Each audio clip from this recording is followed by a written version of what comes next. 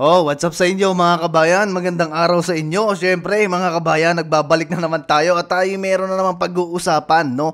Patungkol dito, mga kabayan, sa pagsagot, no? Nitong mga nababahala, mga kabayan, sa aksyon ng ombudsman, mga kabayan. At pangalawa, itong si Auntie Claire, no? Napikon, mga kabayan. Napikon sa ating Vice Presidente. Napikon dun sa mga sagot ng ating Vice Presidente patungkol diyan sa tulay na ginawa ng ads na maging tourist spot yung ating tulay, mga kabayan, sa San Juanico Bridge. Isipin ninyo, mantakin mo mga kabayan, binadgetan pala yan ng mga street lights. Aba, ay napakalupit talaga. Magiging tourist spot, no? Ang tulay papuntang ano ba yan? Papuntang Tacloban, mga kabayan. Yung San Juanico Bridge. Sus Mariosep talaga, mga kabayan. Alam niyo, talagang mapipikon, no? Itong ating tagapagsalita dyan sa palasyo. Kasi nga, sinasabi, mga kabayan, ating Vice Presidente, na itong si Bungit, mga kabayan, ay scammer. Siyempre, pagtatanggol, mga kabayan yan, ni Auntie Claire. Ay, alam niyo naman niya si Auntie Claire. Diba? Ay, lagi yung kahol ng kahol pagka usapan Duterte. At ito pa, itong mga to, mga kabayan niya, si Leila de Lima. Hindi siya, mga kabayan, mapalagay, no? At takot, mga kabayan, diyan sa pwedeng maging resulta ng ombudsman, mga kabayan. Lahat itong mga to, ito si Chua, si Leila de Lima, yung mga commentator, mga kabayan, bigla silang naalarma sa napakabilis na aksyon ni Ombudsman Martires. Bakit kaya, mga kabayan, itong mga to ay nag-aalala kung sakali, no, na lumabas agad ang resulta ng ombudsman. Kasi ang kinatatakutan nila, mga kabayan, ay pwedeng magamit ng ating Vice Presidente dyan sa impeachment na yan, yung magiging resulta ng ombudsman. Akala ko ba, mga kabayan, ang gusto nitong mga to, accountability, 'di ba? Yan yung laging sinisigaw nila, accountability, mga kabayan, yung impeachment, hindi yung accountability. Political matters yun, mga kabayan. Pag ang gusto nila, no, pag ma-impeach ang Vice Presidente, nang sa ganon, hindi na makatakbo sa 2028, na alam naman natin, mga kabayan, na delikado silang lahat pagka ang Vice Presidente ay nakalusot sa impeachment, no? Yan yung ating mga pag-uusapan, mga kabayan. At syempre, kung bago ka pa lang dito sa ating channel, ay inaanyayahan kita na mag-subscribe naman, no? At syempre, click mo yung notification bell na sa ganun ay maging updated ka sa ating mga video. At syempre, ito sa mga dati na dito sa ating channel, mga kabayan, maraming salamat sa inyong pagsuporta, no? At pakinggan muna natin, mga kabayan, ang nirereklamo ni Leila de Lima. Alam niyo, etong mga to kasi, no, kaya siguro nagrereklamo, talagang yung kanilang ipinail na impeachment, siguro ay talagang walang ka-merits-merits, o kumbaga walang kalaban-laban, no, mga kabayan. Kasi alam naman natin na pinulitika ng totoo ang ating Vice Presidente at naging selective sila, mga kabayan, sa pag-iimbestiga ng confidential funds. At even, no, yung COA ay wala pang resulta, sila na, mga kabayan, ang tumarabaho na instead na trabahuhin ng COA. Yan yung mga problema, mga kabayan, dyan sa mga nangyayari na yan na ipinail nila or yung ibinigay nilang report dyan sa ombudsman. Kaya sila ngayon ay kumbaga nangangamba, no, at nagugulat bakit napakabilis. Ang dahilan pa daw ay dahil yan daw ay appointee dati ni PRRD. Kaya sila ay kumbaga kabado sa pwedeng maging resulta. Pakinggan muna natin, mga kabayan, ito si Leila de Lima. So yung ombudsman, at this point, wala pa silang investigative authority na tingnan yung mga kaso na yan at pina-answer nga kaagad, pinapasagot nga kaagad. Bakit naman, mga kabayan, wala pang investigative authority yung ombudsman? Which is, nagbigay na kayo ng resulta ng inyong pagkakandak ng investigation dyan sa Congress. At yun yung inyong report na ipinasa diyan sa ombudsman. So, syempre, mga kabayan, katulad nung napag-usapan natin kahapon, anong gagawin doon ng ombudsman? Ika nga ni Ombudsman Martires, mga kabayan. Ano ang gagawin niya doon sa ipinasa niyong report? Patutulugin na lang doon sa kanyang o i-archive na lamang? Pababayaan, mga kabayan, ang sinisigaw nitong mga to, accountability. Pag accountability, mga kabayan, hindi impeachment ang sagot dyan. Ang sagot dyan, mga kabayan, kailangang may makulong. Diba? Yun yung accountability, mga kabayan, na tinatawag, maparusahan yung nagkasala. Diba? Yan yung accountability. Diba, alam nyo naman, mga kabayan, na pagdating dyan sa ombudsman, karon ng verdict na guilty, mga kabayan, makakasuhan. at pwedeng makulong, no? Depende mga kabayan doon sa ginawang offense nung inirereklamo. Pero itong mga to, ang ipinipilit, hindi dapat makialam ang ombudsman. Bakit mga kabayan? Trabaho ng ombudsman yan, mag-imbestiga, mag-conduct ng trial mga kabayan hanggat maaari. Tuloy natin. VP Sara ay pinapafile na ng counter affidavit na medyo mabilis po nung time na rinifer na dinala o rinifer sa Office of the Ombudsman ng House Committee on Good Government and Public Accountability. I think 4 na araw lang yung naging pagitan. June 11 ata pinadala, tapos kailan siya parang June 16. Pero ano po alam nila yan na sa puntong ito, hindi muna sila pwedeng makialam. Ito kasi mga kabayan, no, ang kanila sigurong strategy diyan, kung hindi uubra mga kabayan sa impeachment, no, at nakita kasi nila, no, nito mga nakaraan, na parang ang mga senador na judge ay talagang alanganin mga kabayan na i-convict mga kabayan ng ating vice presidente just sa nireklamo nilang impeachment complaint.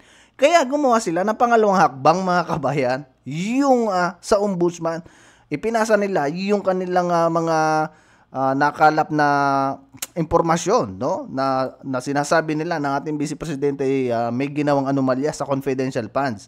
Ang masaklap lang nito mga kabayan, hindi nila inaasahan na mabilis, no, na-aksyonan ng ombudsman. Kasi mga kabayan, ang plano kasi nila ito ang nababasa natin mga kabayan, naoobserbahan natin. Ang plano nila, kung hindi uubra sa Senate, no, o dyan sa impeachment court, yung impeachment na ipinail nila laban sa vice presidente, dito sila babawi mga kabayan sa ombudsman, no? Kasi diyan sa ombudsman mga kabayan, makakasuhan ka pagka ikaw ay napatunayan nagkasala.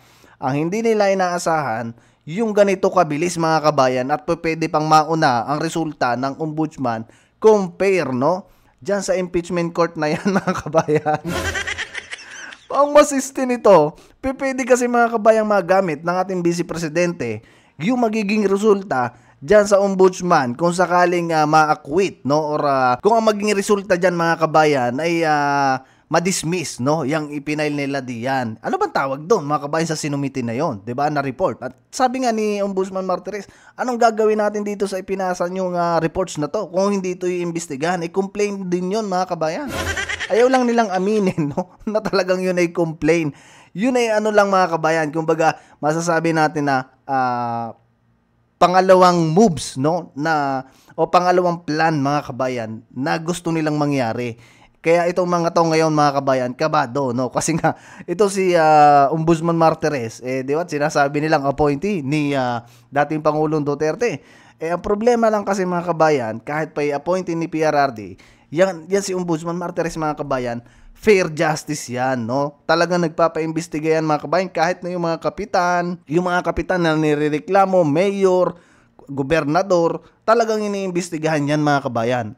Ang inaano lang nila dito, bakit hindi nagkaroon ng investigasyon, no, sa field, no, yung ombudsman. Maliwanag na mga kabayan sa mga report nila. Siyempre nakikita yan ni Ombudsman Martires mga kabayan at nakamonitor yan. Imposible mga kabayan ang ating sa ombudsman na yan na hindi nakamonitor sa mga nangyayari, 'di ba? Napatawag nga rin yan minsan sa Congress, 'di ba? Patungkol diyan sa mga nangyayari na yung anomalya. O tuloy natin, ito si si Antisaba. Hintayin dapat nila na matapos yung impeachment trial at kapag lalo na ma-result in conviction ay saka sila papasok. Kasi nga yung purpose ng pakikialam ng ombudsman sa mga kaso involving impeachable offenses ay for purposes lang of impeachment complaint. Nandyan na nga yung impeachment case sa Senado. Kaya hindi mo mawawala sa isipan ng iba, kasama na po ako doon at perhaps this is shared by the members of the prosecution panel, ay baka what if desisyonan kaagad yan pagkatapos na mag-file ng counter affidavit ni VP Sara, ay baka desisyonan kaagad tapos wag naman sana na sasabihin walang probable cause. Okay lang sana kung ang sasabihin ay dinidismiss namin ito dahil wala kaming jurisdiction pa at this point. Okay lang. Yan yung kinatatakutan nila mga kabayan, no? I-dismiss ng ombudsman kasi walang probable cause. Yan yung kinatatakutan nila mga kabayan na mangyari. Kasi pagka yan ang lumabas na desisyon ng ombudsman, patay na mga kabayan lalo ang impeachment. Diba? Kasi diyan sila nagbabase, no? Yung sinumitin nila mga kabayan na mga records or reports diyan sa sinasabi nilang ano ba yan? Yung sinasabi nilang good government and accountability na yan, for sure, no? Na talagang mawawala ang impeachment. Kung yan ay ang maresulta ay dismiss mga kabayan. Yan ang kinatatakutan nitong mga reklamo na to ng reklamo. Kung tutuusin nga mga kabayan, mas maganda nga dyan sa ombudsman kasi nga dyan, pwedeng makulong. At yun talaga yung tinatawag nating accountability. Pwede kang makulong at pwede ka pang magbayad, no? Ng danyos mga kabayan. Yan yung ayaw nilang mangyari, no? Kasi ang purpose nila talaga diyan, kung sakaling ang imbisi presidente ay ma-acquit, no? Diyan sa impeachment, dito sila babawi ngayon sa ombudsman. Kasi ang ombudsman mga kabayan, hindi nila makontrol. Yun ang problema. Antidilema. O pakinggan muna natin mga kabayan na ring sagot ng ating Vice Presidente at nitong palasyo. O pakinggan muna natin. Sinagot na Malacanang ang mga bagong banat ni Vice President Sara Duterte kabilang ng pagtawag niya sa Pangulo na scammer. Live mula sa TV5 Media Center, nangunguna sa balita si News 5 Palace Correspondent Maricel Halili. Maricel, anong sagot dito ng palasyo? Jiggy inalmahadian ng Malacanang. Dahil bukod dyan sa pagtatawag kay Pangulong Bongbong Marcos na budol ni Vice President Sara Duterte, kinwestiyon din ni VP Sara kung bakit umabot ng 16 trillion pesos ang utang ng Pilipinas, gayong wala naman daw nararamdaman ng taong bayan. Mga kabayan, eto, totoo ba yung sinabi ng ating Vice Presidente na budol itong administrasyon? Sipin nyo na lang unang-una, yung 20 pesos na bigas mga kabayan. Sa paningin ninyo, budol o hindi? Sa paningin ko mga kabayan, budol yon. Kasi unang-una, hindi yun talaga literal na 20 pesos ang kilo ng bigas. Kasi unang-una mga kabayan, hindi lahat ng Pilipino nakikinabang sa 20 pesos ang kilo ng bigas. Budol yon mga kabayan. Ang pangalawa, subsidiya din yon. Isipin ninyo mga kabayan, galing sa mga taxpayer, sa ating mga Pilipino, yung ipinambayad doon mga kabayan, kaya natin sa pinambayad doon, kaya naging 20 pesos ang bigas. Isipin ninyo yan iginisa tayo sa sarili nating mantika. Talagang budol. O ano pa mga kabayan, yung mga pangako ng napakagaling nating Pangulo mga kabayan. 'Di ba?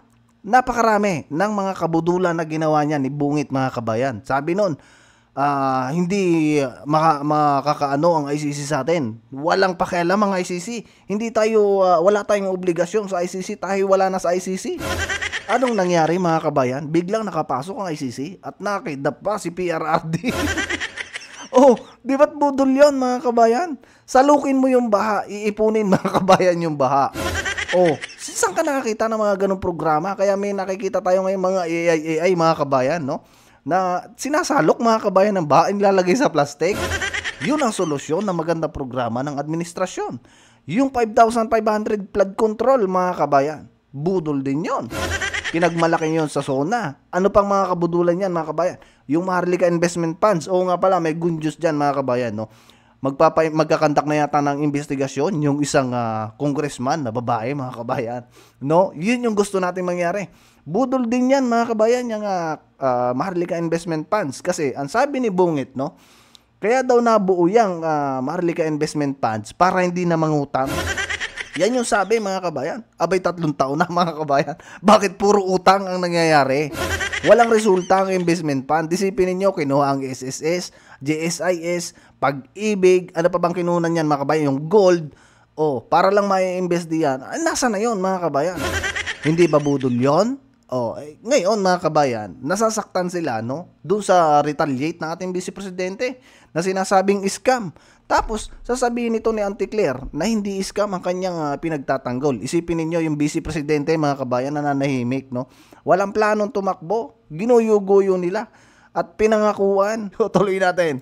Bayan na anumang proyekto. Pero ang sagot dyan ni Palace Press Officer Undersecretary Claire Castro, itingnan din natin kung ano yung nangyari ng mga nakalipas na administrasyon. Itong 16 trillion pesos daw na utang ng Pilipinas ay mula pa nung nakalipos na administrasyon. At nung daw Grabe mga kabayan. Kita niyo yung anuhan nito? Yung 16 trillion, panahon pa daw ni PRRD.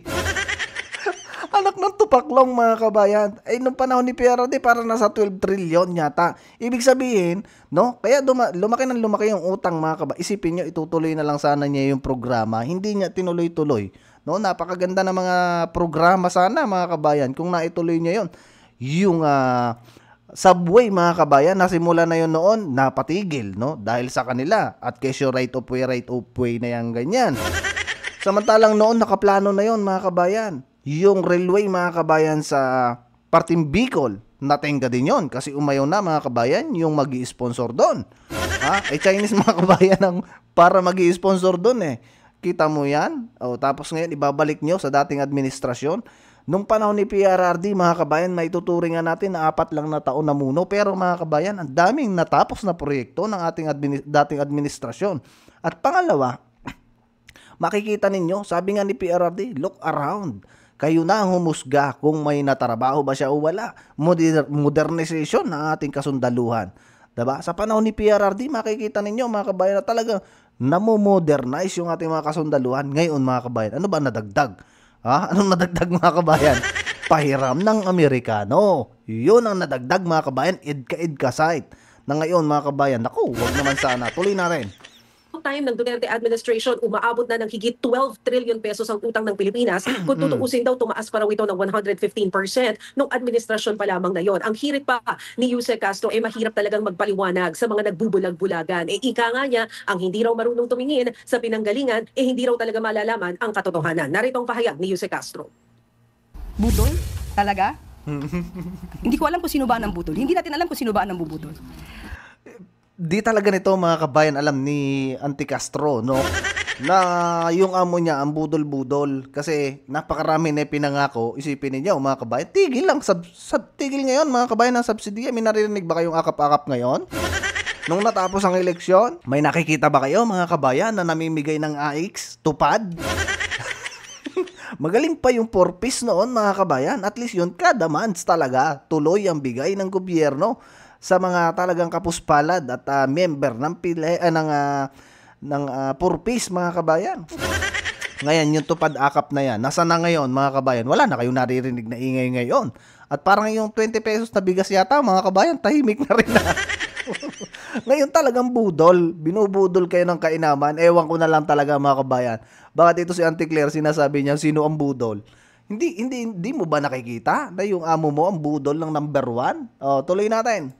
Sa panahon, sa nakikita po natin na pagtatrabaho ng Pangulo, sa pag-uutos sa amin, na focus sa trabaho at hindi pamumulitika, sino ba talaga ang bubudol? At Maricel, ano naman ang naging reaksyon ng palasyo sa sinabi ni VP Sara na dismayado siya sa performance ng Pangulo? Alam mo, hindi na nagulat dito ang Palasyo, Gigi, dahil sabi niya, mahirap daw talaga. Ganyan daw ang nangyayari kapag hindi daw talaga chinecheck ang record ng Pangulo. Hindi na rin sila nagulat kung sinabi man ni Vice President Sara Duterte doon sa Melbourne, Australia, na humihingi siya ng paumanhin doon sa mga sumama sa rally kung pinili man daw niya si PBBM na maging katandem nito noong nakaraang presidential elections. Tinanong din natin ang Malacanang kung ano bang tingin ng Pangulo tungkol doon sa pagti-team up ni na PBBM at ni VP Sara noong nakaraang kampanya. Meron bang pinagsisisihan dito ang Pangulong Marcos? Narito ang tugon ni Yuse Castro. Wala po ako nadidinig sa Pangulo na siya po ay nanghinayang. Kung siya man po ay... Talagang hindi manghihinayang yan, mga kabayan, si Bungit. Kasi, paano siya manghihinayang, mga kabayan? Tumakbo yung vice presidente. Talo, mga kabayan.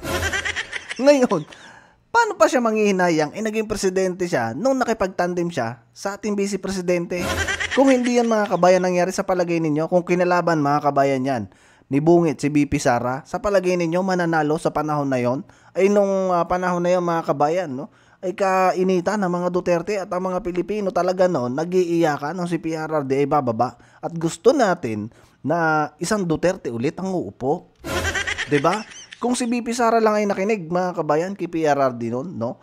Naging vice presidente siya ni Bongo, kasi kaso si Bongo, mga kabayan, ng panahon na yun, ayaw din tumakbo na presidente eh.